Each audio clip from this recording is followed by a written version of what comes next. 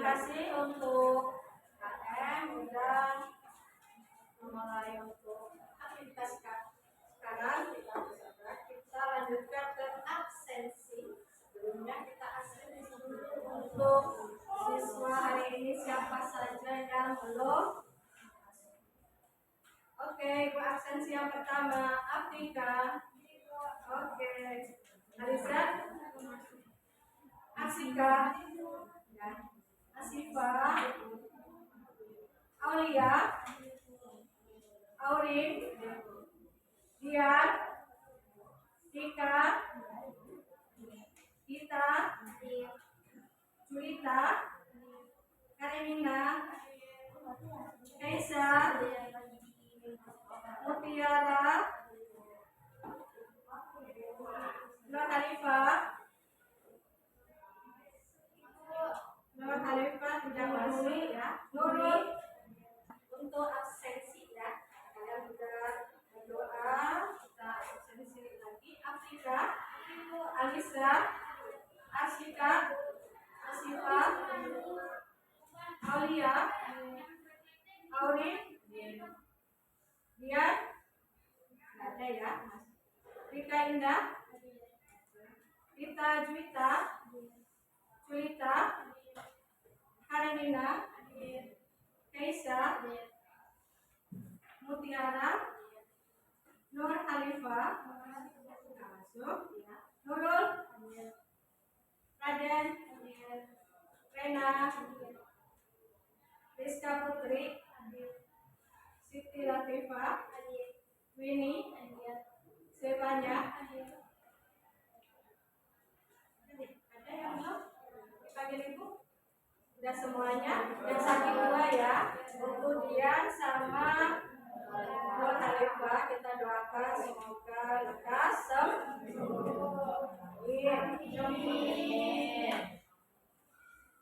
Untuk absensi udah kita lanjutkan ke materi sebelumnya kita membahas mengenai virus ya kemarin ya. Peranan virus, masih ingat kan peranannya virus apa saja?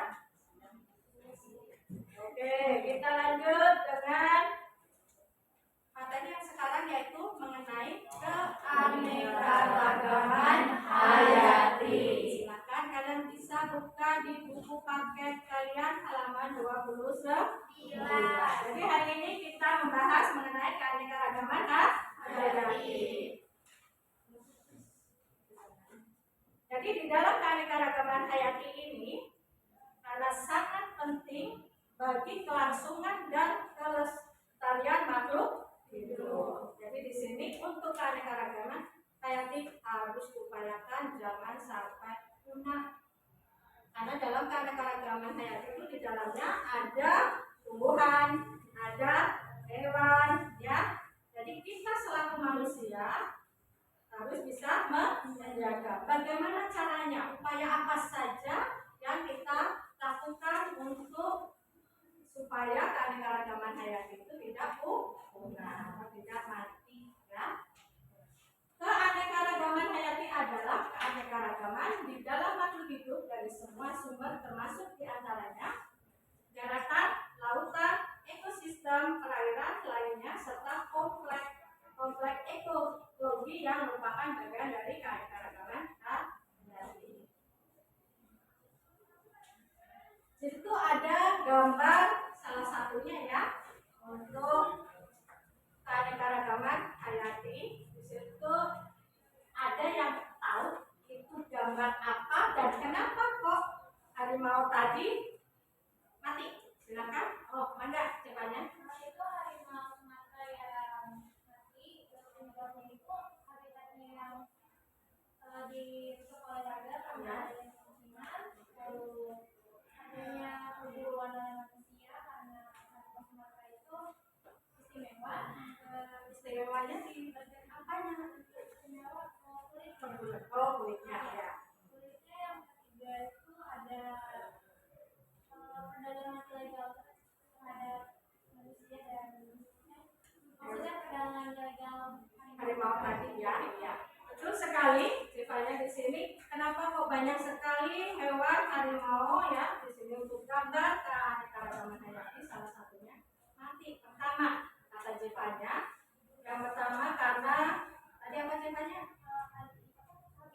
Habitatnya rusak. Makanya makanan untuk konsumsi dari harimau tadi udah tidak ada karena adanya pembangunan dari manusia biasa suka mendirikan suatu pemukiman baru. Berarti ekosistem harimau tadi akan tergesa. Terus yang kedua tadi ada ekonomisnya ya, harga jual dari kulit harimau karena harga jual kulit harimau itu mahal. Dengan adanya harimau Sumatera yang mahal tadi, sampai anaknya pun juga diperjualbelikan. Itu semua karena makulah manusia. Jadi kalian jangan sampai mengikuti cara-cara yang tidak baik. Oke, lanjutnya. Gambar yang kedua di sini ada badak. Silakan untuk yang bertanya, Karen, kenapa kok badak tadi? Badak berjualan satu yang mati dikarenakan badak berjualan itu kan udah terancam punah ya. Iya. Jadi banyak dari manusia itu yang membunuh badak karena bila dijual harganya mahal. Oh, gitu. Karena kan mau punah. Ya. Oke, jadi hampir sama ya. Kenapa kok badak di sini banyak yang mati, terus jumlahnya pun sedikit, ya hampir punah. Yaitu pertama karena dari badak berjumlah satu karena langka sedikit, jadi proses dari perkembangbiakannya juga susah. Karena harganya mahal, maka banyak diburu oleh manusia untuk diperjualbelikan. Hampir sama kayak pada kulit harimau Sumatera.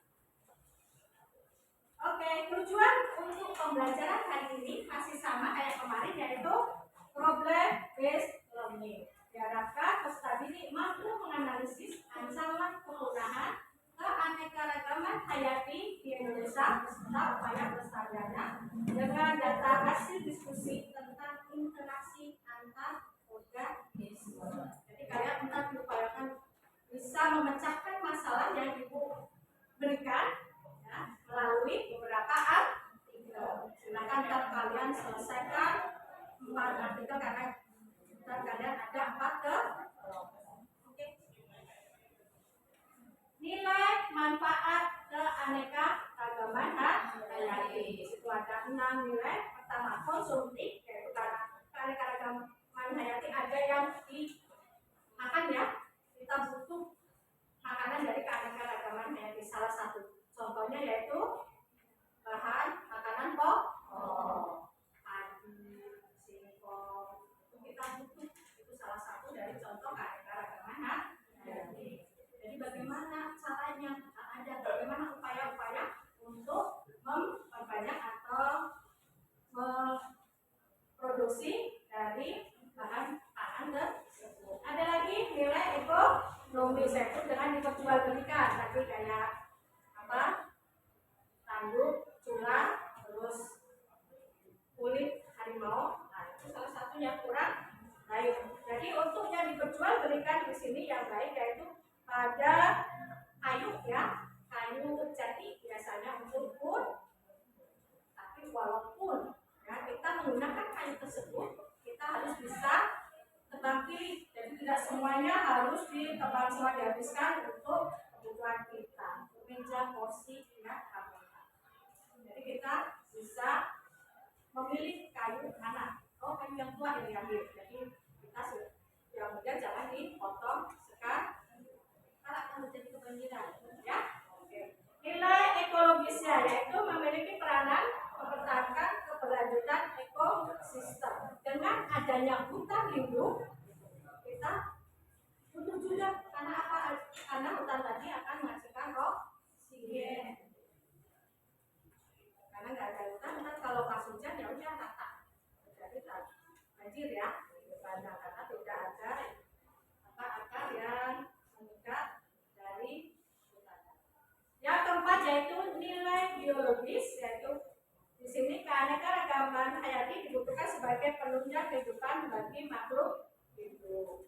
Yang kelima nilai ilmiah. Kalau namanya nilai ilmiah berarti manfaat dari keanekaragaman hayati untuk ilmu pengetahuan dan teknologi. Seperti entah ada salah satunya yaitu penakaran untuk hewan komodo yang akan kita selesaikan masalahnya.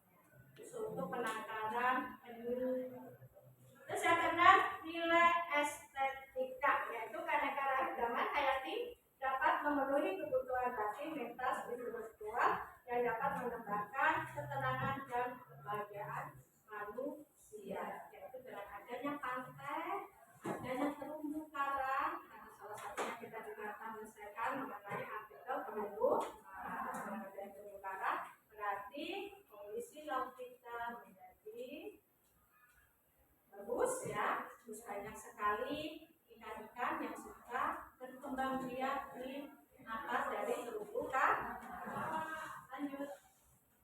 Fungsi keanekaragaman hayati yaitu dari sumber pangan, sumber sandang papan, sumber obat-obatan dan sumber kosmetik. Apa saja di sini sebagai sumber pangannya apa saja? Tadi salah satunya adanya apa? Kalau sandang dan papan ada kayu, oke. Pada obat-obatan apa? Tumbuhan apa? Jahe, oke.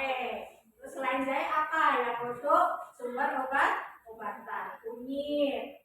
Ya, itu sumber kosmetik. Apa saja yang dibutuhkan dan termasuk dalam sumber kosmetik? Berarti bisa digunakan untuk wajah kita ya. Salah satunya yang sering ada itu yaitu tanaman lidah buaya. Digunakan untuk apa? Tanaman lidah buaya rambut untuk menghitamkan, mempertebal rambut usaha. Karena tadi bagaimana cara memanfaatkan fungsi dari keanekaragaman, berarti ada usaha pelestarian keanekaragaman hayati yaitu secara in situ dan ex situ. Pelestarian komodo dan di sini contohnya penangkaran hewan penyu, buaya dan orang hutan. Karena semua contoh hewan ini udah mau punah, hampir punah. Jadi bagaimana caranya kita melestarikan hewan tadi dengan adanya cagar alam, suaka marga satwa, hutan lindung. Oke, lanjut. Itu untuk materi hari ini. Ibu ngadain pretest, itu kasih waktu 5 menit untuk mengerjakan soal esai berkaitan dengan materi yang ibu sampaikan hari ini. Kita kumpulkan ya. 5 menit kalian selesaikan pretest.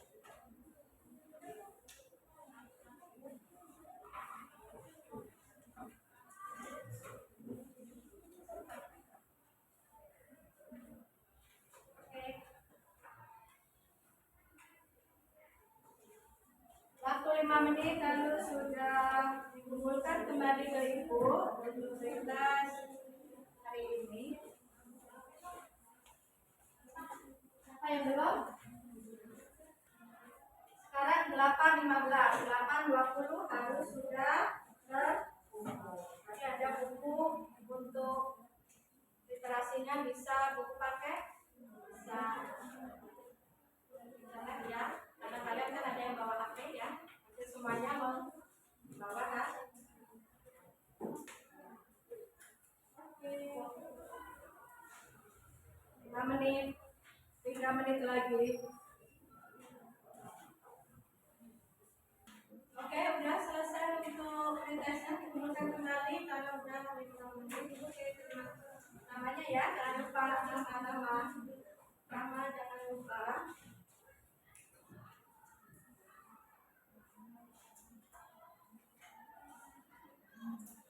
Oke, namanya jangan lupa, silakan dikasih nama kalian. Oke, untuk selanjutnya kita mulai untuk menyelesaikan masalah sesuai dengan artikel yang ibu berikan, yaitu salah satu pusatnya terumbu karang, terus ada lagi artikel daya tarik komodo dan penutupan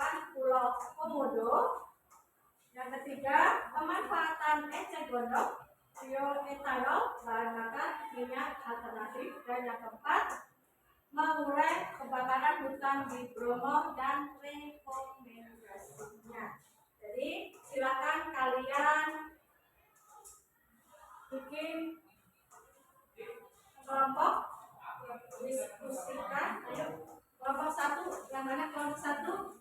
Oke, kelompok satu silakan untuk berbalik arah menuju ke kelompoknya. Kelompok dua, ya oke. Yang punya kelompok dua silakan. Untuk referensinya ya bisa pakai paket maupun pakai HP internet ya. Kelompok tiga, ya ayo silakan.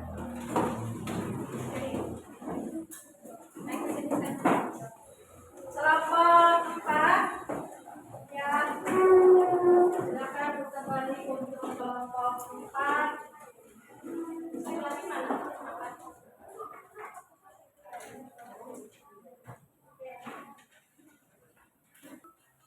Mengurai kebakaran hutan di Bromo, kelompok satu. Daya tarik komodo dan fenomena penutupan Pulau Komodo, kelompok 4. Penyebab rusaknya terumbu karang, kelompok 3. Terus pemanfaatan eceng gondok, kelompok 2. Silakan kalian diskusikan dari beberapa artikel. Tadi kan kalian satu kelompok dapat satu artikel. Ada satu masalah yang harus kalian selesaikan. Silakan diskusikan. Itu ada lembar kerja peserta didik. Kita kalau yang tidak paham bisa bertanya kepada ibu. Lembar yang di sini masalahnya apa? Penyebab rusaknya terumbu karang. Di sini rusaknya itu karena apa aja, ya? Nanti kalian cari, ya. Apakah karena manusia atau karena ekosistem di situ juga tidak bagus, ya? Sudah selesai kan? Belum? Ya, oke. Tunggu sampai berapa ya? Kan 60 menit sebenarnya untuk diskusi, tapi kan dari 30 menit kalian menerima SKPD permasalahan dan 30 menitnya untuk presentasi ke depan, ya. Jadi dimaksimalkan informasinya ya sayang. Bilangnya jam 9:15 lah kalian harus selesai untuk presentasi. 1 menit lagi, silakan kalau yang mau presentasi. Ayo kelompok 1 mau presentasi, silakan waktunya. Ayo.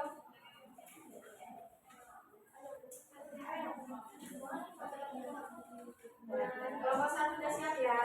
Ya. Siap lagi untuk kelompok 1. Silakan kelompok 2 tinggalkan. 5 dari materi dari kelompok 1 mengenai permasalahannya. Oke. Assalamualaikum warahmatullahi wabarakatuh. Waalaikumsalam warahmatullahi wabarakatuh. Kami dari kelompok 1 akan mempresentasikan tentang mengurai kebakaran hutan di Bromo dan rekomendasinya. Sebelumnya, perkenalkan nama saya Rena Cahaya. Nama saya Ismail Mustafa Irikan. Nama saya Rizal Cahayu. Nama saya Siti Lama. Nama saya Asina Basya.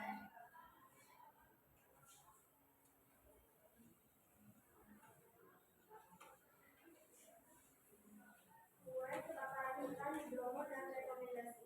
Kebakaran hebat di Gunung Bromo tak bisa dilepaskan dari konsekuensi meningkatkan faktor ekonomi dengan bertumbuh pada Kelompok ada ya.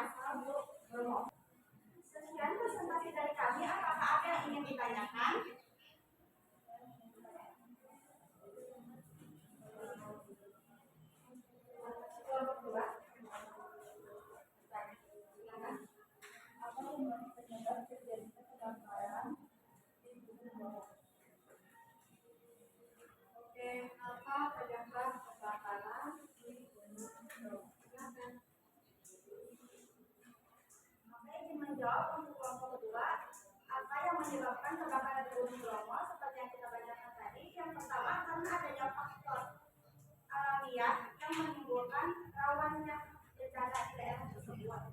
Nah, lalu juga karena sumbernya yang meningkat, dan jika ulah manusianya itu karena manusia yang tidak mencintai alam dan mereka merusak lingkungan demi kepentingan dirinya sendiri. Lalu untuk ulah manusianya juga ada seperti membuang itu sembarangan seperti itu. Jadi apa udah jelas? Ada yang masih ada yang mau ditanyakan?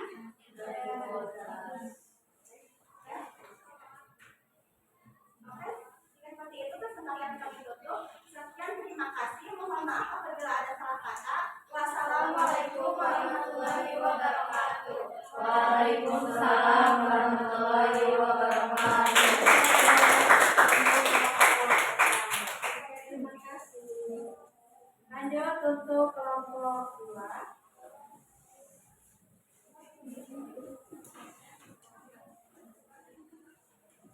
Untuk kelompok 2, pemanfaatan hidrogenol bioetanol sebagai bahan bakar minyak alternatif.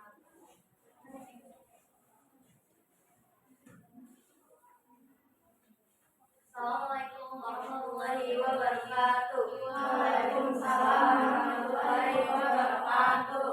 Kami dari kelompok 2 akan menjelaskan tentang pemanfaatan enzim godok bioetanol dan melakukan minyak alternatif. Sebelum masuk ke materinya, izinkan kami memperkenalkan nama saya Raditya Nisarali Masari. Nama saya Nurul Sabila Fitri. Nama saya Mutiara Fitri. Saya Mutiara Fitri. Jika yang bersama karena kreativitas enzim godok bisa berubah menjadi bioetanol. Itulah akan dimanfaatkan menjadi bahan bakar untuk menggerakkan motornya. Bila ada yang memanfaatkan enzim godok sebagai bahan kerajinan sudah menjadi etanol. Tapi siapa juga yang beruntung bisa menjadi bahan baku yang bisa menghasilkan energi? Ada yang ingin ditanyakan? Yang ditanyakan untuk pemanfaatan Apa yang negatif yang menjadi akibat pembunuhan enzim godok yang tidak terkendali terhadap siklus air? apa dampak dari enzim godok? Oke, silakan dijawab untuk pertanyaan kelompok 3.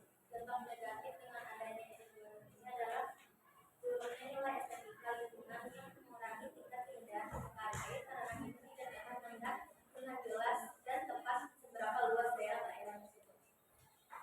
Sudah jelas? Dari estetika doang ya.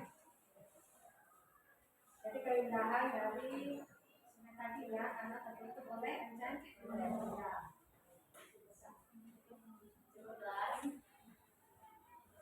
Sekian dari kelompok kami. Mohon maaf apabila ada yang salah. Wassalamualaikum warahmatullahi wabarakatuh. Waalaikumsalam warahmatullahi wabarakatuh. Satu lagi untuk kelompok 3.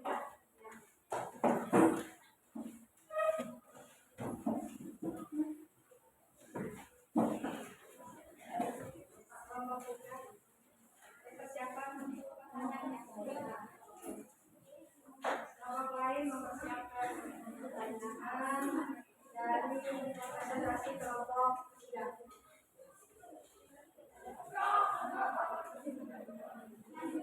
Assalamualaikum warahmatullahi wabarakatuh. Waalaikumsalam warahmatullahi wabarakatuh. Kami dari kelompok 3 ingin mempresentasikan penyebab kerusakan terumbu karang.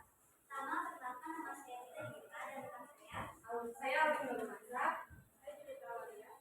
Saya Dita Lestari. Saya Aisyah Fadila. Oke,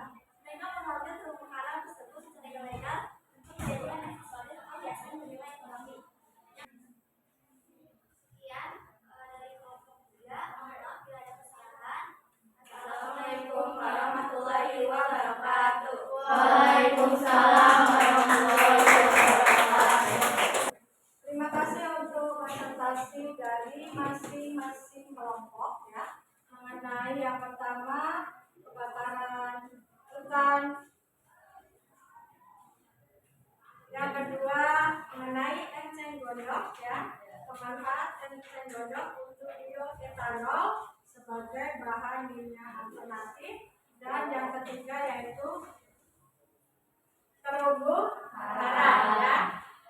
Oke, penyebab rusaknya terumbu karang. Jadi dari ketiga masalah mengenai keanekaragaman hayati yang kita bahas kali ini, apa kalian menyukai dengan materi hari ini? Sukanya kenapa? Selain seru, kalian mendapat materi baru. Dengan adanya materi mengenai keanekaragaman hayati, berarti kalian tahu ekosistem yang harus dijaga, harus dipelihara.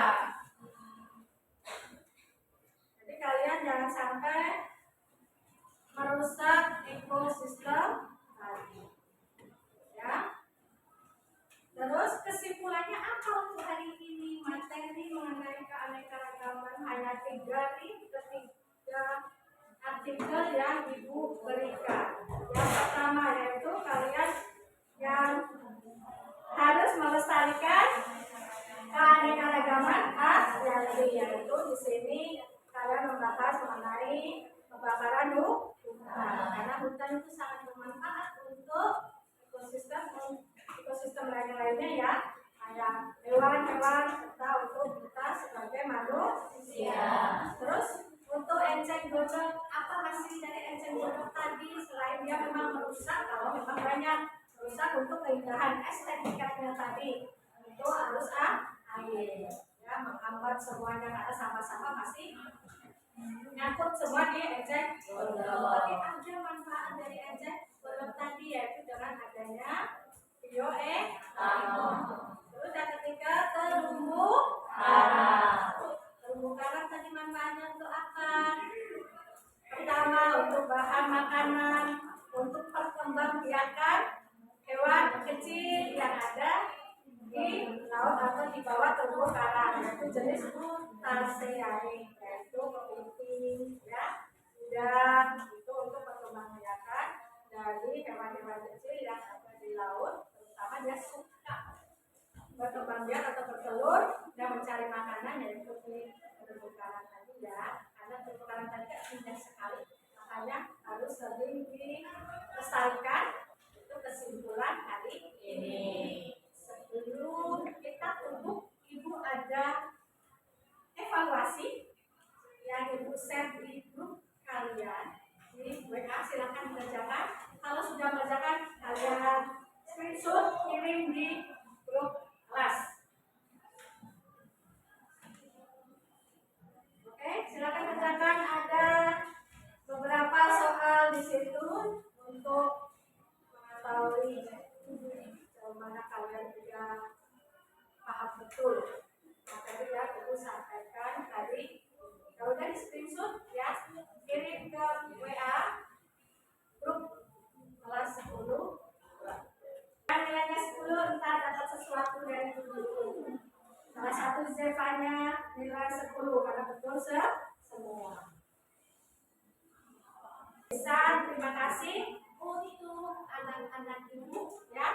Hari ini kalian juga mengikuti materi keanekaragaman hayati. Sebelum ke materi selanjutnya, kita lanjutkan yaitu untuk materi selanjutnya, yaitu mengenai klasifikasi makhluk hidup. Kemarin kalian ada virus, keanekaragaman hayati, dan untuk selanjutnya kita ketemu di pertemuan selanjutnya yaitu dengan klasifikasi makhluk hidup. Kita mau ada break. Ayo kita berdiri. Ada kesini semua untuk biar kalian semangat mengikuti pembelajaran selanjutnya. Oke, ntar ada, kalau Ibu suruh tepuk 1 ya, kalau 2, kalau 3, kalau 4 ya, kalau 5,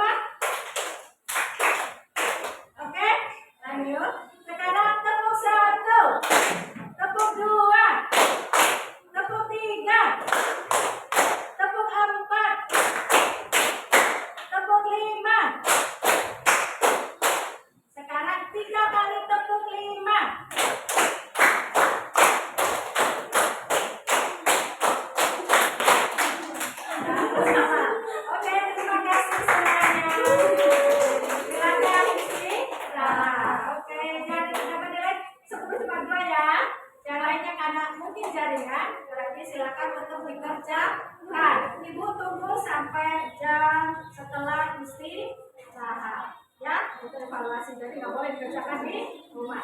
Ibu tunggu siapa tahu jaringannya. Tentu setelah semakin siang biasanya jaringan mulai tak. Oke, terima kasih semuanya. Silakan istirahat. Terima kasih ya sayang. Who was a sailor at dawn? He sailed on his ship. As I walked through the shore, he took all the glitter and left me away. And Mr.